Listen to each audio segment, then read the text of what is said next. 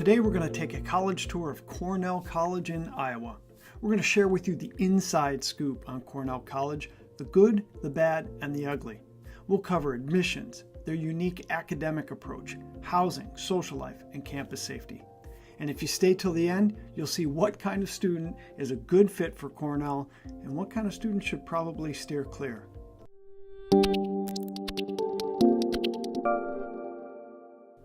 We are LiberalArtsColleges.com, and our goal is to tell you the truth about life on campus.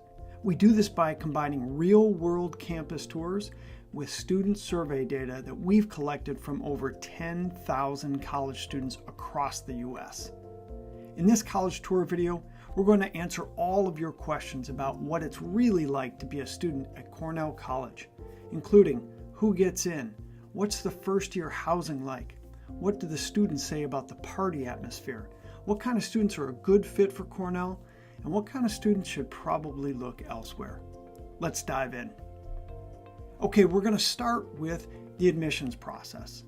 Admissions to Cornell is moderately selective, and it's based on academic ability and extracurricular involvement. 8 out of 10 first-year Cornell College students return for their second year, so they have a pretty good retention rate. So now, assuming you get into Cornell College, you're going to find yourself in Mount Vernon, Iowa.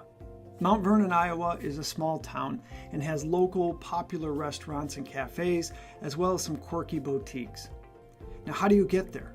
It's about a 20-minute drive from local Cedar Rapids, about a 30-minute drive from Iowa City. But if you're coming from Chicago, you're looking at about a 4-hour drive. If you're flying in from New York, it's about a 4-hour flight. And if you're coming in from Los Angeles, you're looking at more like 5.5 hours just for the flight alone.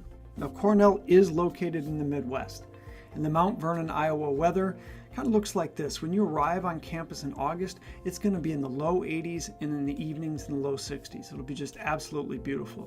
As you approach Thanksgiving, the temperatures are really going to start to drop. It'll be more along the high in the high 40s, the lows in the 30s.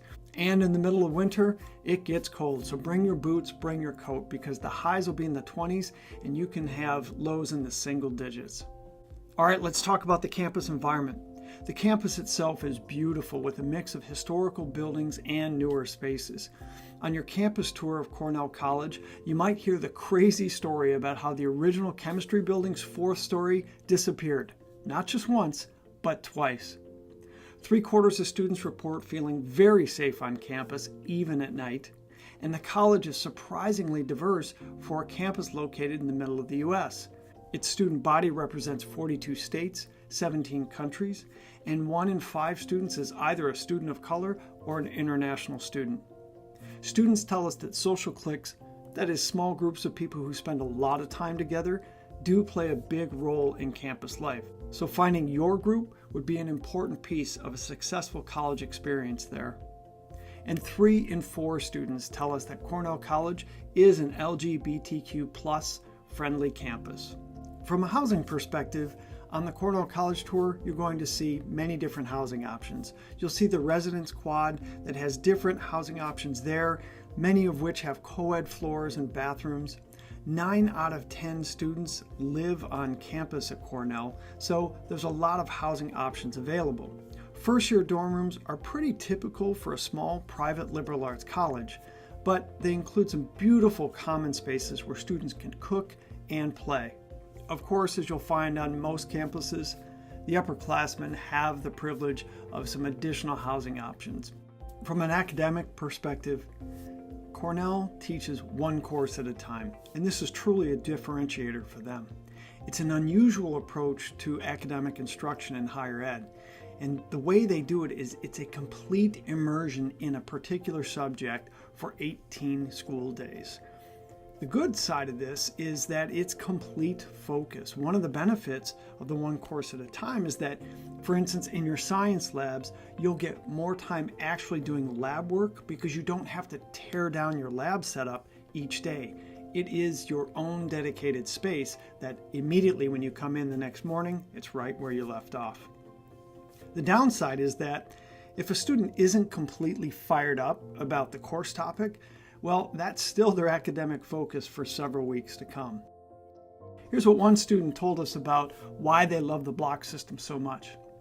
She said, "I don't have to balance 4 finals in 1 week." And from a professor perspective, the professors also get to focus. This means they can develop very close relationships with those students because they're in that class with that particular group of students every single day during the block.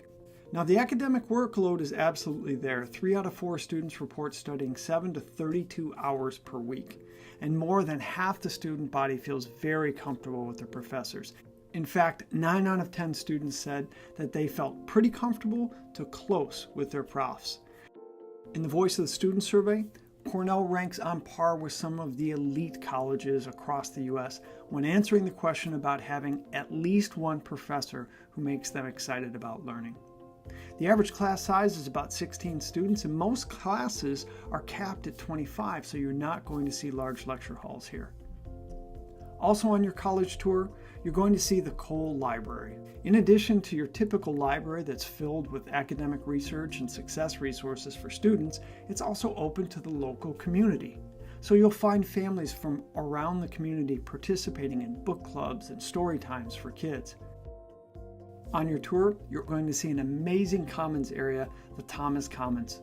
This is where students come to eat, study, relax, socialize, find internship opportunities, and other information. This is also where you'll find the bookstore and upstairs the Hilltop Cafe with both vegan and veggie-friendly menus and, according to the students, very good food overall. Cornell College does have Greek life on campus. There are over a dozen fraternities and sororities on campus, but these are not your typical big school type fraternities and sororities. They're more community and service-based. Cornell's Greek organizations are local. That is, they're not affiliated with a national Greek organization. Athletics play a big role on the Cornell College campus. The Cornell Rams compete in 19 different NCAA Division III sports, which is a great way for students to get involved, either as a player or as a fan, because they've developed quite a rivalry with another small liberal arts college across town, Co-College, in nearby Cedar Rapids. The rivalry includes an annual race to win 8 games within 15 different sports where the schools play each other. And of course, the big toilet paper throw by the Cornell students and even some staff at the basketball game. All right, let's wrap it up. Now, no college is right for everyone.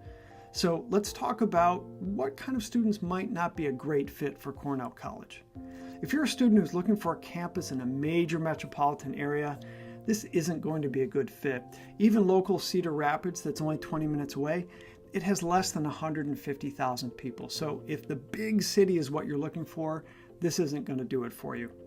If you've got your heart set on a traditional Greek life experience with big house parties and national traditions, again, Cornell's not the right place. If you're looking for a dry campus, you won't find it here. Although not a vital piece to the social life, 7 out of 10 Cornell students believe that alcohol is somewhat important to the social life. And finally, students who are looking to coast through classes would be smart to avoid Cornell College, as 9 out of 10 students say the workload is manageable to difficult. So who is Cornell College for? Students who come to college excited about learning opportunities first and foremost. They would be a good fit. They want to focus their academic experience. They don't want to take multiple classes at a time. They want to focus on one course at a time. Students who want a more collaborative environment, and they're not really looking for that cutthroat atmosphere that you might find at some other schools. They're looking for a beautiful Midwestern campus where tough winters are taken in stride.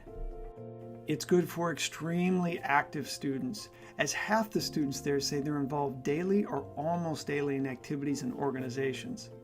If you're a student who's looking to socialize mostly on campus and not travel every weekend, then Cornell College is a good fit for you. And finally, if you're looking for strong varsity sports that are supported by a local rivalry that you can really get excited about, this could be a good fit. If you found this college tour helpful, click on the subscribe button and you'll get notified when we post our next campus tour video. To learn more about Cornell College and hundreds of other small colleges, you can visit LiberalArtsColleges.com. Now it's your turn. Post your questions below. If you have specific questions about Cornell College and life on campus there, or questions about the college search process in general, just leave your questions in the comments section below and we'll be sure to answer them.